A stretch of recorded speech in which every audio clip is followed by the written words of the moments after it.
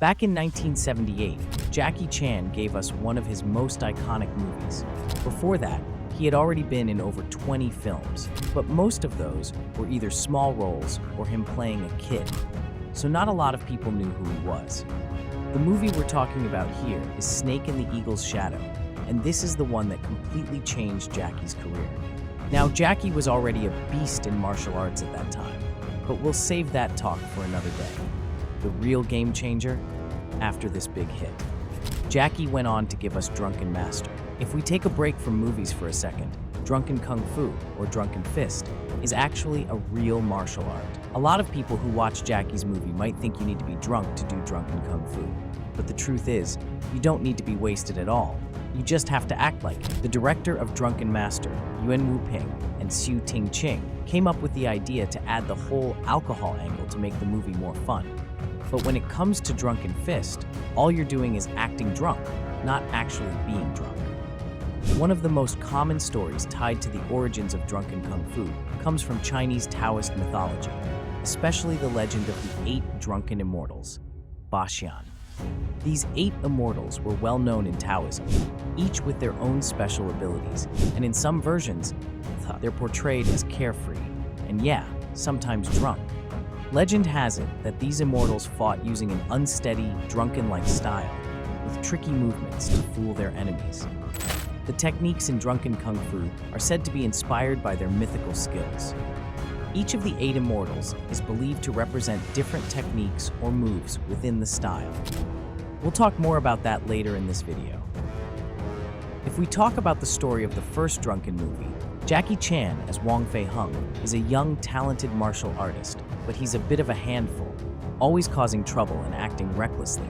Before we jump into the video, let's take a quick minute to talk about today's sponsor, X-Martial. So if you're into MMA, BJJ, or Muay Thai, you can grab some awesome gear, rash guards, spat shorts, and shirts, all at killer prices. And even if you're not a fighter, no worries, they've got gym gear and streetwear too. They've even got sections for women and kids. Now, if you're not vibing with the designs, just hit the custom button and make something your own. Like, I clicked on rash guards and boom, tons of options popped up. Just fill in your info, hit add to cart, and you're good to go. Oh, you can use my coupon code RyanB15 to get 15% off. All right, let's get back to the video. Despite being the son of a respected kung fu master, Wong Kei-ying, his behavior finally pushes his father to send him away for some tough love. He gets shipped off to train under Beggar Star, so an eccentric and tough kung fu master known for his brutal training methods and unique fighting style, Drunken Fist. At first, Fei-hung hates it. The training is rough, and Beggar So's methods seem strange. But over time, Fei-hung starts to understand the value of the Drunken Kung Fu style, where the fighter moves like they're drunk, off balance, unpredictable, and hard to read. He begins to master the style, even though it's nothing like the traditional kung fu he's used to. Here we see that after Jackie completes his training, Beggar tells him that he's now ready to learn Drunken Kung Fu, which was taught to him by 8 masters. He's known for his powerful kicks and has been hired to target Fei-hung's father. Early on, Fei-hung encounters Thunderleg and gets easily defeated, which only pushes him to take his training seriously. With his new skills in Drunken Kung Fu, Fei-hung eventually faces off against Thunderleg again in an intense final showdown. This time, Fei-hung's unorthodox style helps him gain the upper hand, and he manages to defeat Thunderleg, proving himself as a skilled martial artist. The entire success of Drunken Master goes to Jackie Chan. The way he controls his body throughout the movie, jumping and flipping, is amazing. If someone tried doing that today in 2024, they'd probably be out of breath in no time. His acting, humor, and facial expressions bring his character to life. Fun fact, before Drunken Master, Jackie had learned Drunken Kung Fu, but only the basics.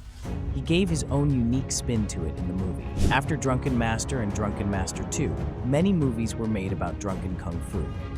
You can see a list of them here, like Dance of the Drunken Mantis, Revenge of the Drunken Master, and Drunken Master 3. However, none of these movies became as famous as the first 2. Except for one scene, those who have watched the Naruto series will definitely remember this fight.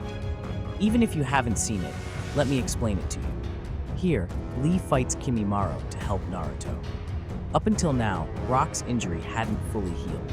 You must remember that epic fight between Gaara and Rock Lee, right?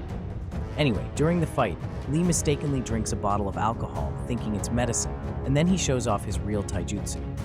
According to Mike Guy, Lee's Drunken Kungfu is his natural kung fu, and it's extremely dangerous. Despite being animated, the way the animators portrayed hand-to-hand combat is truly impressive. So, if we're talking about Jackie now, Jackie only worked in Drunken Master and Drunken Master 2. Even Xu Tin Yuan, who played Jackie's master in the Drunken movies, wasn't cast in other Drunken Kung Fu movies. There are many reasons for this, but one big reason is that Jackie's rising popularity led to him being offered roles in bigger movies, and he wanted to try something different. That's all for today. If you want to see more content like this, don't forget to subscribe to my channel. I'll see you all in the next video. Until then, bye!